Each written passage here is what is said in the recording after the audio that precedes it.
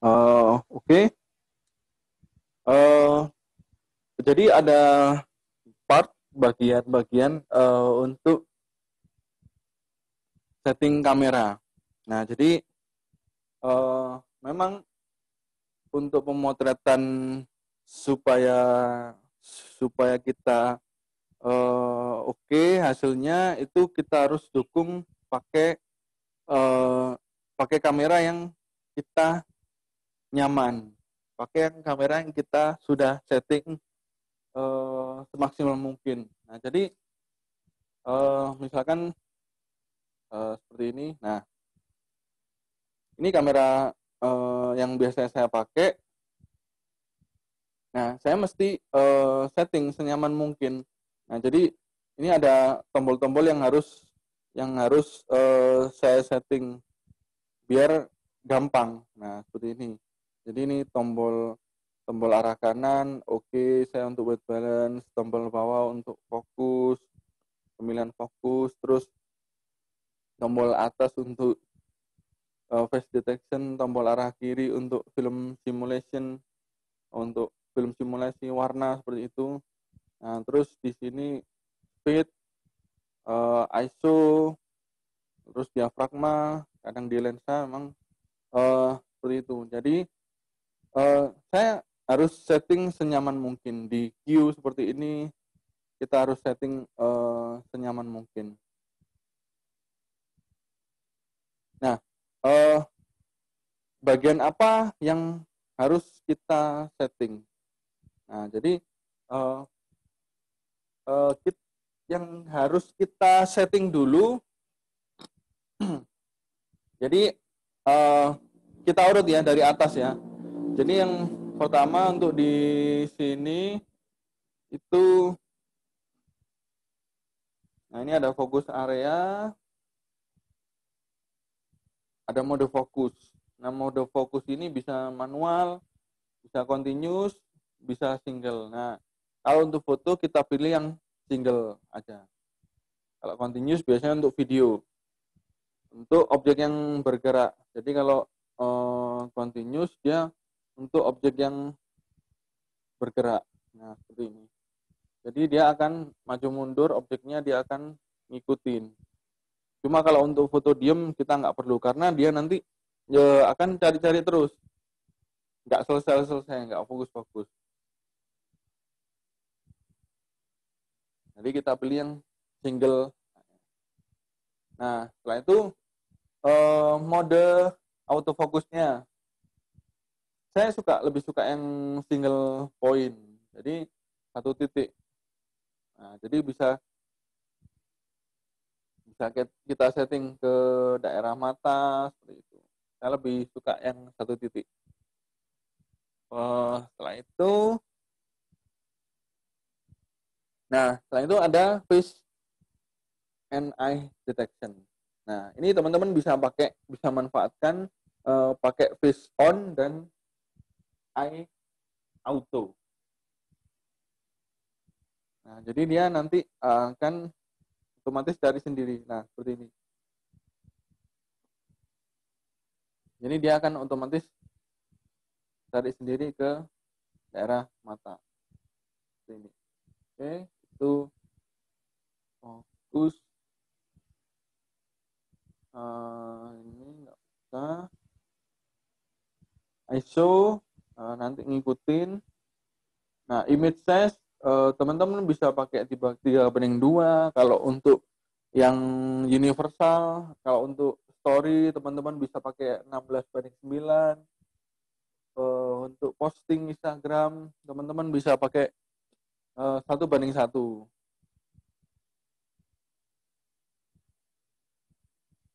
Untuk image quality, jadi kualitas gambar, kalau untuk saya biasanya pakai yang fine aja, yang JPEG. JPEG. Jadi pakai JPEG. Kalau untuk RAW kayaknya nggak perlu deh. Kalau untuk cetak gede, oke lah pakai RAW. Kalau untuk ini kita pakai yang fine aja. Oke, fine. Dynamic range. Ini untuk ngangkat shadow sih sebetulnya. Teman-teman bisa pakai auto, jadi nanti ngikuti. Kalau ISO-nya tinggi, dia akan shadownya akan otomatis terangkat. Nah, untuk makeup artist, untuk foto beauty, biasanya saya pakai yang standar aja. Yang standar. Karena kita cari warna aslinya. Ya kan nggak mungkin kalau pakai sepia, pakai black and white. Seperti itu. Oke. Ini nggak perlu. White balance nanti kita jelaskan pakai Kelvin. Nah, color ini kalau memang warnanya terlalu muncul, terlalu saturasinya terlalu tinggi, teman-teman bisa turunkan, bahkan bisa naikkan kalau warnanya kurang muncul.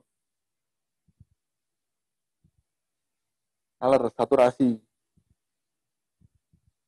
Sharpness ini detail. Detail, nah maksudnya bukan, oh makin tinggi makin detail, enggak. Kerutan-kerutannya. Jadi kerutan-kerutan di sini, daerah sini, dia makin muncul. Nah, tapi kalau saya, ya teman-teman bisa +1 atau di 0. Ya, semua yang berlebihan juga kurang oke. Nah, setelah itu highlight tone. Highlight tone ini teman-teman bisa naikkan highlight-nya atau bisa turunkan highlight-nya. Nah, kalau saya di 0 aja. Shadow juga. Shadow bisa dinaikkan, bisa diturunkan. Jadi shadow-nya nggak terlalu pekat. Ini kalau yang hard makin pekat.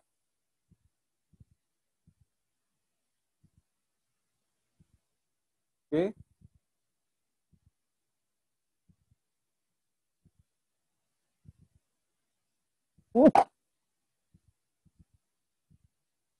Oke, selanjutnya di ini nggak perlu.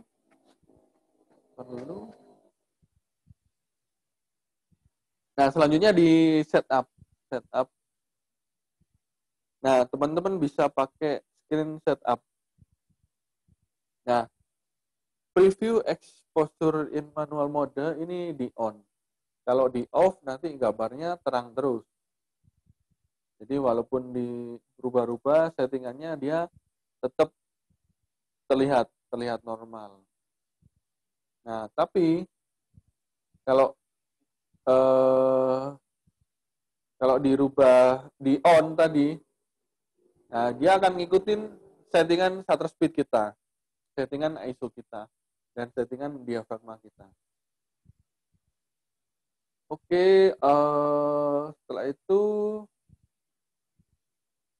preview pic-nya on. Nah, display custom setting. Saya biasanya suka munculin grid dan electronic levelnya. Nah, jadi seperti ini. Nah, ini muncul gridnya. Jadi nanti saya lebih suka motret saya, misalkan saya pengen lurus. Nah, nanti dia akan kita akan tahu, oh ini udah pas. Posisinya, komposisinya udah pas. Seperti ini. Oke, setelah itu tadi screen setup sudah. Oke, turun ke bawah button setting. Nah, jadi teman-teman bisa ganti-ganti settingan ini sih sebenarnya. Ya, jadi di button setting. Jadi nanti tombol kanan kiri di sekitar menu itu bisa kalian setting-setting sendiri. Nah, jadi untuk shortcutnya, jadi kalian mau ganti ISO, ganti white balance, itu tinggal pencet. Jadi nggak usah masuk ke menu.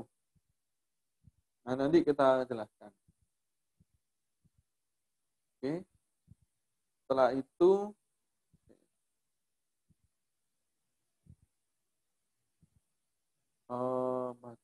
sudah.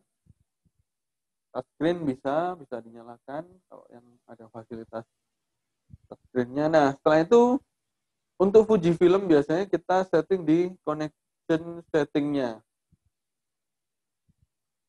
Jadi connection setting ini ada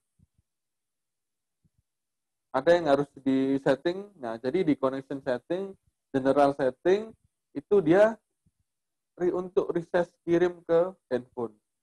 Teman-teman bisa matikan. Jadi kalau memang pengen gambarnya utuh yang ditransfer ke handphone, teman-teman di off-kan. Nah, jadi kalau di posisi on, gambar yang dikirim ke handphone dia akan ter-resize, akan turun. Jadi nanti kalau diedit lagi akan susah. Jadi kualitasnya pasti turun. Jadi mending di off saja. Itu ya itu untuk Fuji. Jadi ini menu kanan saya ada di WB, terus menu atas saya ada di pemilihan titik fokus, menu kiri untuk timer, menu bawah untuk high speed seperti itu. Nah, jadi ini saya setting senyaman mungkin supaya saya juga langsung ingat supaya cepat. Jadi kita motret diusahakan nyaman dan cepat hasilnya langsung jadi. Oke, itu untuk settingan kameranya.